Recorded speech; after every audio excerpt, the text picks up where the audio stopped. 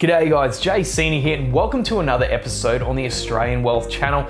And in this episode, we're going to be talking about who wins during a lockdown.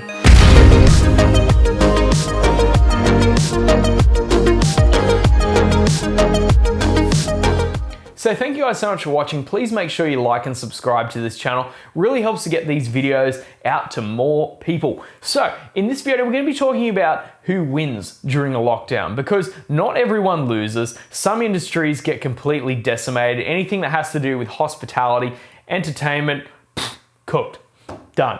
You know, it's just not going to happen, which is a real shame considering that that's the industry that I work in.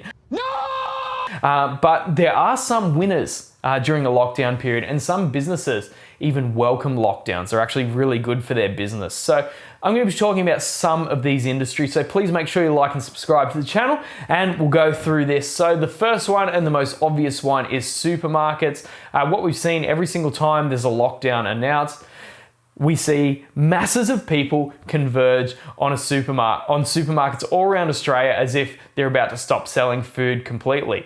It's just crazy to me because, you know, supply chains are still operating. You know, people can still get all the things they need as per normal, but still we see people just converge en masse to the supermarkets to go pick up stuff from the shops. Like, do people not realize that the supermarkets are still open, like during a lockdown? In fact, it's probably better. It's probably less busy at that time, to be honest. But what we see is that people just converge on the supermarkets, and what that means is they're doing a lot more sales. And, you know, obviously these restrictions tend to be quite vast and cover broad areas. You know, for example, in Sydney, it's basically all of Greater Sydney. We've just seen one in Queensland.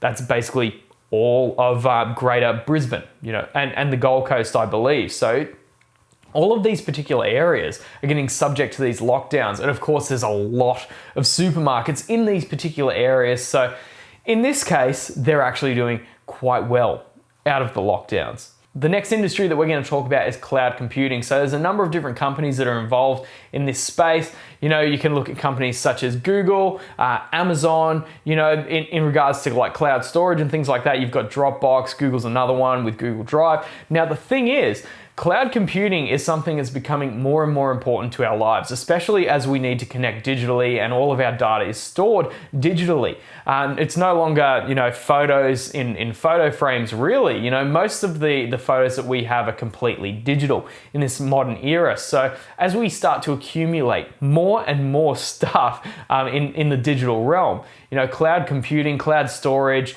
becomes more important. And for businesses that require a lot of crunching power to maintain their operations in terms of like data and things like that, you know, these companies become absolutely invaluable to our way of life. So in lockdown, people are forced to use the internet more to connect and do business and things like that. So it makes sense that during lockdowns, cloud computing actually does really well. So now the next one that we're going to talk about is social media. Now this one's really obvious. You know, obviously if people are staying home a lot, they're going to be spending a lot more time on the internet. They're going to be spending a lot more time on social media because they can't go out and do things. It's really that simple. So if people are spending more time on social media, they can get served more ads. And when they're getting served more ads, what that means is that they can get more money from the advertisers. So Facebook, Instagram, all of these platforms are making bank every single time there's a lockdown announced. Now, obviously, Australia is a small piece of that. You know, there's much bigger markets around the rest of the world that are starting to open back up.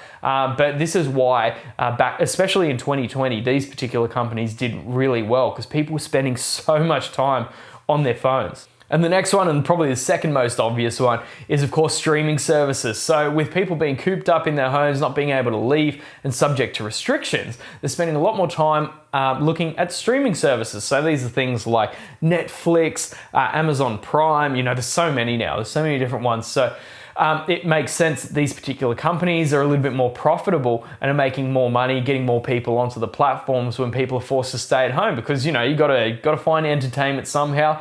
And what easier way is there than spending a few bucks on a streaming service? And of course, going along with the streaming service, there's also the infrastructure side of that, telecommunications. With more people being locked down at home, we're going to see more internet use. So Obviously, that means that there's going to be people making more money out of telecommunications if they work in that field, making sure that all the houses are connected up and we have good reception in regards to like our phones and, good hard lines that are in place for houses.